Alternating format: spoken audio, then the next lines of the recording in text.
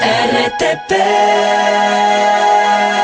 Esteban Saltos, director de Ícaro Aviation Academy en Miami, en Florida. Él es piloto comercial y administrador de la empresa. Vamos a hablar sobre los precios de pasajes aéreos y otros temas que pues giran en torno a lo que él lleva como trabajo en Ícaro. Bienvenido a la mañana en RTP, estimado Esteban, gracias por acompañarnos. Muy buenos días, muchas gracias por la invitación. Gracias a usted. Hablemos de lo que señalaba como primer punto de esta entrevista, los temas en el precio de los pasajes aéreos, que podrían subir hasta un 30% por la eliminación del subsidio de los combustibles de aviones. Ya de por sí los vuelos comerciales eran bastante caros. ¿Cómo podría afectar, impactar tanto ahora esta eliminación de subsidios, tal vez a los vuelos domésticos o internacionales? Ayúdenos con ese análisis y también las precisiones del tema. Bueno, muchas gracias nuevamente por la invitación. Respecto a este tema de los subsidios de combustible, no es un tema nuevo. Los subsidios de combustible de aviación ha sido un tema manoseado por los diferentes gobiernos de turno. Y primero tenemos que darle contexto a qué llamamos el subsidio de combustible. En primer lugar, no sé si se ha hecho el análisis si el combustible, si Petroecuador pierde dinero al refinar el combustible de aviación o si genera utilidad. Hasta los datos que tengo entendido, Petroecuador nunca ha perdido dinero en la refinación del combustible de aviación. Sin embargo, el subsidio se da porque los precios, al gobierno tener la potestad de fijar un precio de combustible, del galón de combustible, entonces estos pueden fijarse por debajo del precio internacional y es ahí donde está el subsidio, sin que esto quiera decir que Petroecuador pierda dinero con la refinación del combustible. Este es el punto inicial al que quería darle contexto para saber si realmente el Estado está perdiendo dinero en este sentido. Ahora, ¿por qué decía que el combustible de aviación o el subsidio de combustible de aviación ha sido un tema manoseado? Ha sido un tema manoseado desde el gobierno de Rafael Correa, cuando anunció y dio plazo a las aerolíneas a que renovasen su flota en un periodo de 18 meses, so pena de perder el subsidio de combustible que en ese entonces era de $1.35 por galón.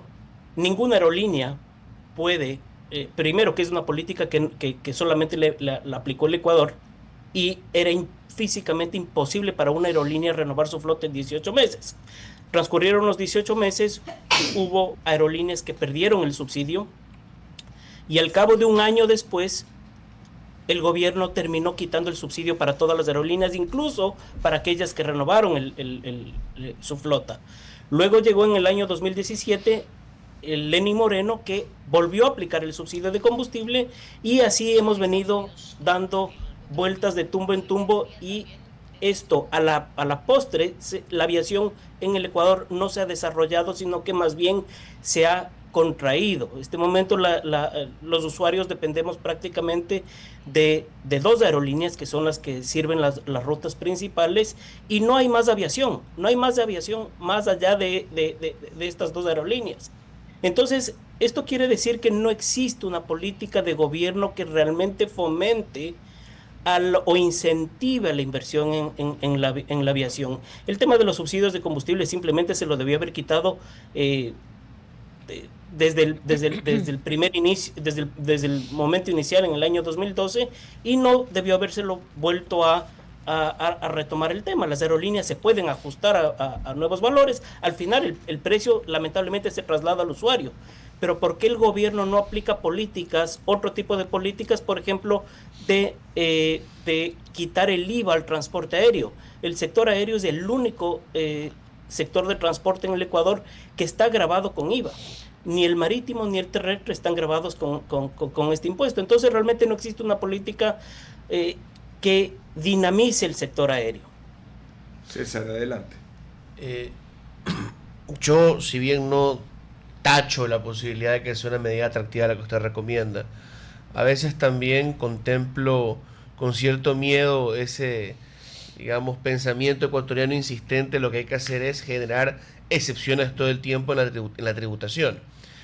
¿Qué cosas puede hacer? O sea, sin no decir que el Estado deba o no intervenir. ¿Qué cosas se puede hacer desde lo privado? ¿Qué nos hace falta en eficiencia, en tecnología, en prácticas para que bajen sus costos y mejoren su competitividad las empresas que operan dentro del Ecuador? Lo que pasa es que no podemos pedir que se bajen precios si es que por otro lado estamos atacados de impuestos. Entonces, si la composición tarifaria base tiene un valor y encima de ese valor se cargan con varios impuestos ocultos, no solamente hablo del IVA, hablo de las tasas de seguridad, tasas aeroportuarias y todo lo demás, todas las demás tasas que componen o que llegan a componer esa tasa final que termina pagando el usuario. Entonces, realmente, ¿cómo se puede pedir que se bajen costos, que se opere en una flota nueva, se bajen costos y al mismo tiempo estamos por el otro lado quejándonos de las tarifas altas? En realidad no existe un incentivo para que existan nuevas inversiones en aviación. Vimos un fracaso reciente de una aerolínea que justamente estuvo a cargo de la canciller, hoy en día canciller Gabriela Sommerfield. Desconozco las razones que hubo detrás de la quiebra de la aerolínea, pero realmente, más allá de eso, no hemos visto otro intento de una creación de un nuevo proyecto de aviación. Si vamos a Argentina, como un caso que se lo puede tomar como modelo, Aerolíneas Argentinas era una aerolínea que venía perdiendo dinero y venía siendo sí subsidiada por el gobierno año tras año. Ahora, con las nuevas políticas que implementó el gobierno de Milei, esa aerolínea ha dado en el primer trimestre de este año 2025, dio como utilidad de $169 millones. Entonces, si es que existe una política de gobierno para atacar o para mejorar un sector, una parte de la industria, ¿por qué no hacerlo? Existen los mecanismos. La autoridad aeronáutica en el Ecuador no ha sido una autoridad facilitadora de los procesos. Es una entidad totalmente burocrática y totalmente apartada de la realidad de los operadores. Partiendo que hay que subir 11 pisos en un edificio lleno de burócratas, subir 11 pisos para hablar con el director de aviación civil. Entonces, si las aerolíneas están atadas por todo este tipo de factores, no se puede pedir o vislumbrar que las tarifas bajen en el corto o mediano plazo. No existe una política gubernamental. Esteban, me gustaría ampliar ambas de tus respuestas, pero enfocarlo más sobre todo el lado del consumidor ecuatoriano, porque es aquel que trata de estar un poco más informado y preocupado del tema, porque busca vías para poder trasladarse internamente de Quito, Guayaquil, Manta, y los precios son muy caros. Quisiera hacer dos preguntas específicas en ese sentido. La primera es, los precios de los pasajes de avión, ¿efectivamente subirían? ¿Va tras esta eliminación del subsidio, según su perspectiva? Y la segunda, ¿por qué no existe esa política gubernamental que usted menciona para justamente innovar el sector el sector aéreo en Ecuador?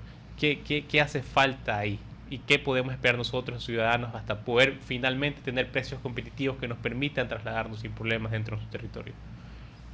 Bueno, voy primero por la primera parte. Definitivamente que esta eliminación del subsidio del 40% en los combustibles de aviación tiene que pagarlo alguien, y ese alguien definitivamente es el usuario. Desconozco cuáles sean los costos de las aerolíneas en el Ecuador. Deben ser altos porque el tipo de aviones que operan representan altísimos costos de operación, indistintamente que consuman menos combustible que otro tipo de aeronaves. Pero existen políticas, como dije hace un momento, que desincentivan a la inversión en la aviación.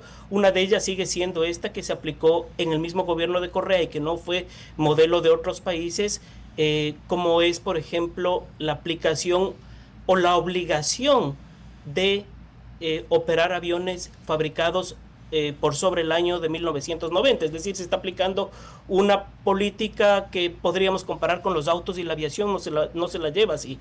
Los aviones se desgastan o envejecen por sus horas de vuelo, más no por el año en el que fue fabricado. Eso por un lado. Entonces, sí, este costo tiene que pagarlo definitivamente el usuario al final. Ahora, con respecto a qué puede hacer el gobierno para incentivar, pues lo dije también a su momento, tiene que existir un incentivo en la parte tributaria, en la parte laboral, y ahí sí estoy totalmente de acuerdo con el gobierno en aplicar el régimen por horas, porque las aerolíneas al final también son estacionales, existen temporadas altas y temporadas bajas. Es decir, se pueden generar mecanismos para incentivar y no ahorcarlas a las aerolíneas. Y definitivamente pues se necesita tener autoridades competentes. Las autoridades que han pasado en los diferentes gobiernos de turno, salvo muy pocas excepciones, han sido autoridades totalmente incapaces que no se han hecho ni siquiera escuchar, y por esa misma razón pues precisamente la aviación sigue peor de lo que estaba, de lo que era antes. Estamos supeditados a 2 aerolíneas nada más y sin una luz para poder crear incentivos para una nueva. Estimado Esteban, le agradecemos muchísimo y podemos hablar y extendernos en una próxima ocasión sobre este tema. Definitivamente se nos quedan más temas en el tintero. Muy amable por habernos acompañado.